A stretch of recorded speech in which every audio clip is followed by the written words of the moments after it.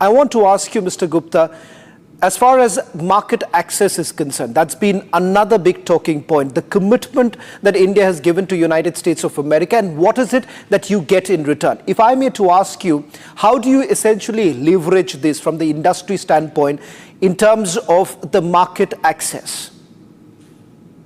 No, thank you. You're absolutely right. The deal has been in the making for many years, in fact, since 2019. I used to work in the trade ministry earlier. I've been part of negotiations, and the deal has come together after years of hard work.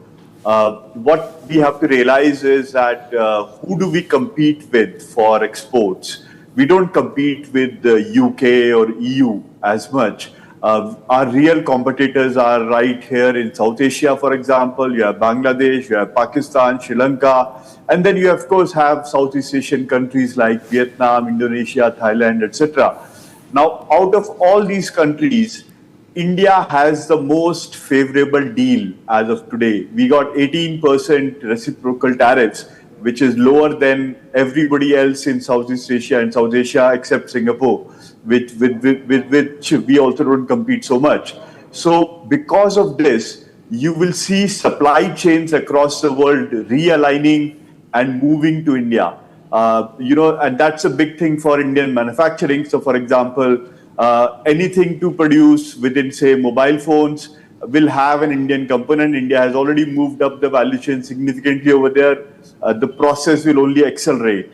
Number two, you spoke about agriculture. Mr. Mohandas Pai was very eloquent about what happens, how we have protected it.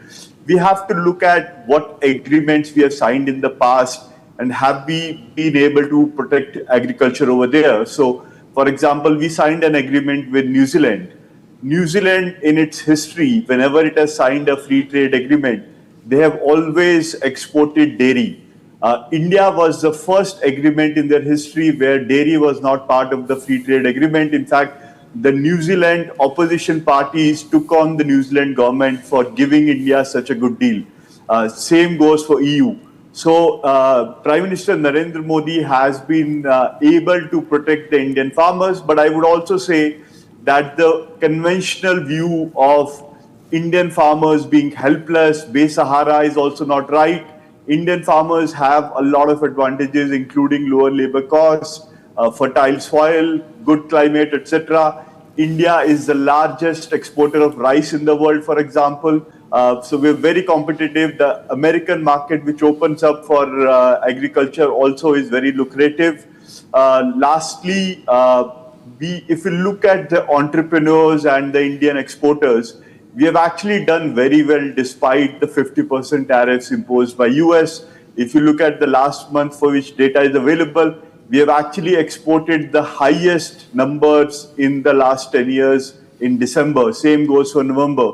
So Indian exporters have found ways to export more despite tariffs from US. And once now American market opens up, I will not be surprised that they will grow extremely fast.